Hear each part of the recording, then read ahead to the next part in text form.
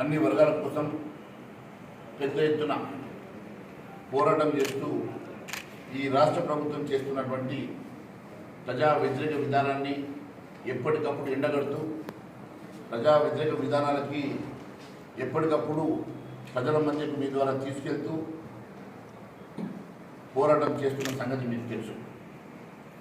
అదే మాదిరి తెలంగాణ రాష్ట్రంలో 9.5 సంవత్సరాలలో ఈ రాష్ట్ర ప్రభుత్వం ఇచ్చినటువంటి ఏ ఒక్క హామీ నెరవేర్చలేక పూర్తిగా వైఫల్యం చెందిన సంగతి నేను గుర్తు చేస్తూ ఉన్నాను.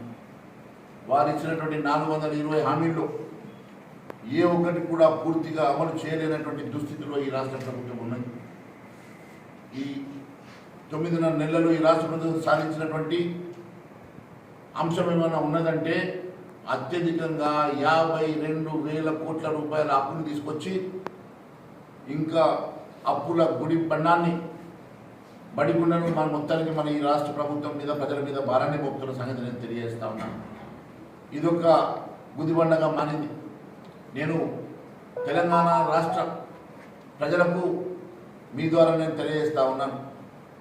ఈ రాష్ట్ర ప్రభుత్వం ఇచ్చిన హామీలు నెరవేర్చే వరకు పోరాటం చేద్దాం. ఖచ్చితంగా మన హక్కుని మనకు ఇచ్చినటువంటి హామీలను సాధన కోసం కృషి చేద్దామని తెలియజేస్తా ఉన్నాను.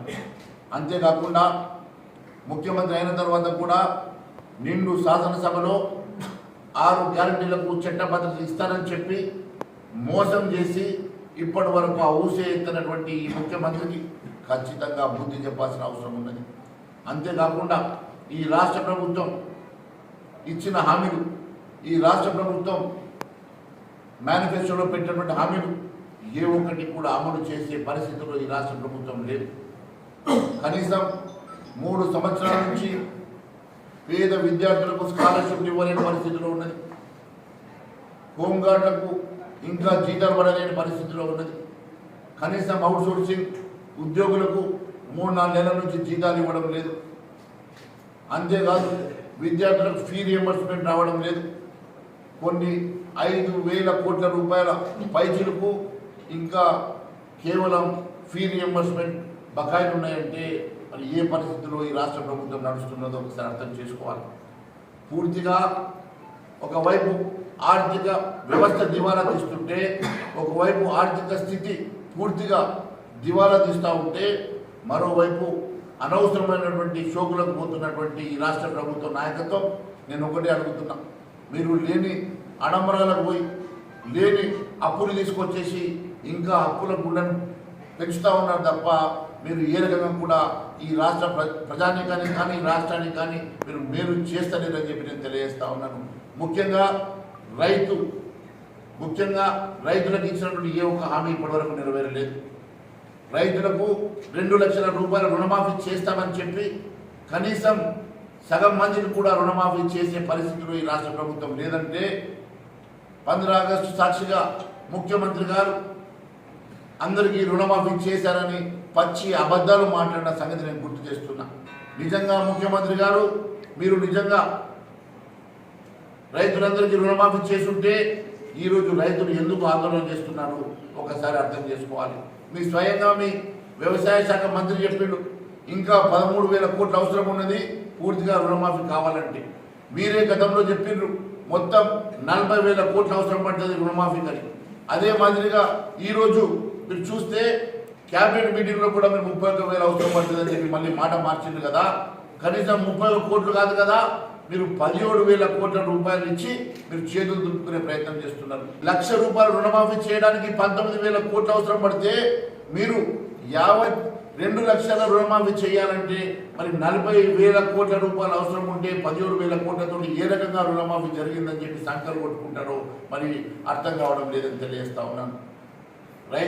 రైతు భరోసా పేరు మీద గతంలో ఇచ్చిన రైతు బంధు సరిపోతలేదు. 10,000 రూపాయలతోటి ఏం సరిపోతుంది రైతులకు, నేను 15,000 ఇస్తాను చెప్తావు కదా.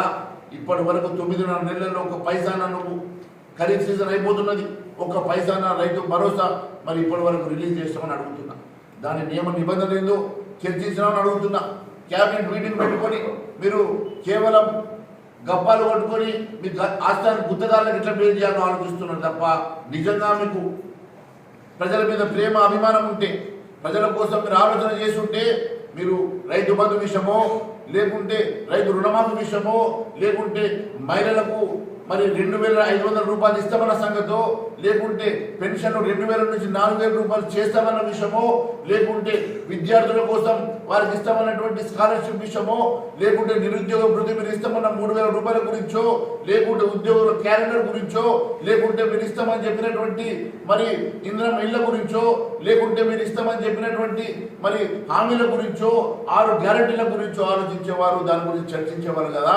మీరు ఏమి ఆలోచన చేయకుండా, ఏమి చర్చించకుండా కేవలం అక్కడ మీ ఆస్థాన గుత్తేదారులకు ఎన్ని వేల కోట్లు ఏ రకంగా ఇవ్వాలా, కొత్తగా ఏ మంజూరు చేసుకోవాలని ఆలోచన చేస్తున్నారు తప్ప ఇక్కడ ఉన్నటువంటి పేద బడుగు బలహీన వర్గాల కోసం, అట్టడుగు వర్గాల కోసం ఏ రోజైనా మీ క్యాబినెట్ ఆలోచన చేసిందా అని చెప్పి నేను ప్రశ్నిస్తున్నాను. కేవలం మీరు అడంబరాలకు పోతున్నారు, ప్రజల్ని పట్టించుకోవడం లేదు, హైడ్రాల పేరు మీద ప్రజల్ని భయాందోళన చెందిస్తున్నారు. ఎక్కడ కూడా ఓల్డ్ సిటీకి పోయినటువంటి బుల్డోజర్లు కేవలం ఒక వర్గానికి చెందినటువంటి హిందువులకు చెందినటువంటి ఆస్తులు మాత్రమే ధ్వంసం చేసే ప్రయత్నం చేస్తున్నారు. నేను ఒకటి అడుగుతా ఉన్నాను, ముఖ్యమంత్రి గారు మీరు ఇస్తామన్నటువంటి రైతులకు 500 రూపాయల బోనస్ ఇస్తామని ఇవ్వలేకపోయారు. ఆ రోజు వడ్లన్నిటికీ 500 బోనస్ ఇస్తామని, ఇప్పుడు సన్న వడ్లకు మాత్రమే 500 బోనస్ అంటున్నారు కదా. సన్న వడ్లు ఈ రాష్ట్రంలో ఖరీఫ్ సీజన్లో 50% పండిస్తే మళ్ళీ వేసవి కాలంలో పండించేటువంటి వడ్లు కేవలం 20% కూడా పండవనంటే మీరు ఏ రకంగా మీరు అప్పుడైతే 10% కూడా పండవు. మొత్తం యావరేజ్ తీసుకుంటే 20-25% కన్నా ఎక్కువ సన్నబొడ్లు ఉండవు. అలాంటిది సన్నబొడ్లకు ఇస్తా అంటున్నావు కదా. ఈరోజు సన్నబడ్డ రేటు మీరు ఒకవేళ 2,310 రూపాయలు పట్టుకుంటే 500 బోనస్ ఇస్తే 2,810 రూపాయలకు మీరు కొంటారు కదా. ఓపెన్ మార్కెట్లో 3,200కు పట్టుకుంటుంటే మీకు ఎవరు అమ్ముతారని అడుగుతున్నా. అంటే మీరు ఒక జిబికు చేసి సన్న ఓట్లను మాత్రమే కొంటాను, సన్న ఓట్లకు మాత్రమే బోనస్ ఇస్తామంటారు కదా. దొడ్డ ఓట్లకు ఎందుకు మీరు బోనస్ ఇస్తలేరు? దానికి కారణం ఏంది అని చెప్పి నేను ప్రశ్నిస్తున్నాను. అంటే రైతాంగాన్ని మోసం చేసినట్టు కాదని అడుగుతున్నాను. ఇప్పటి వరకు రైతాంగం కోసం మీరు ఇస్తామన్నటువంటి ఏ ఒక్క హామీ, ఇప్పుడు కూడా ఫసల్ బీమా గురించి మీరు ఆలోచన చేయలేదు, రైతు బంధు గురించి ఆలోచన చేయలేదు, పూర్తిగా రుణమాఫీ గురించి ఆలోచన చేయలేదు. మీరు ఇస్తామన్నటువంటి వడ్ల గురించి కాకుండా మక్కల గురించి, పసుపుల గురించి, జొన్నల గురించి, వడ్ల గురించి, అక్కడ ఉన్నటువంటి మరి గోధుమలు, రకరకాల ధాన్యాల మీద మీరు ఇచ్చినటువంటి మరి సబ్సిడీ గురించి, మన బోనస్ గురించి కానీ, ఎంఎస్పీ ప్రైస్ గురించి కానీ మరి ఎందుకు మాట్లాడతలేరని అడుగుతున్నా. ఇవేమి మీరు మాట్లాడకుండా కేవలం రైతాంగాన్ని పూర్తిగా మోసం చేసినటువంటి ప్రభుత్వం మెడలు వంచి ఈ రాష్ట్ర ప్రభుత్వం ఇచ్చిన హామీలు నెరవేర్చే వరకు భారతీయ జనతా పార్టీ రైతుల పక్షాన పోరాటం చేస్తుందని తెలియజేస్తున్నాను.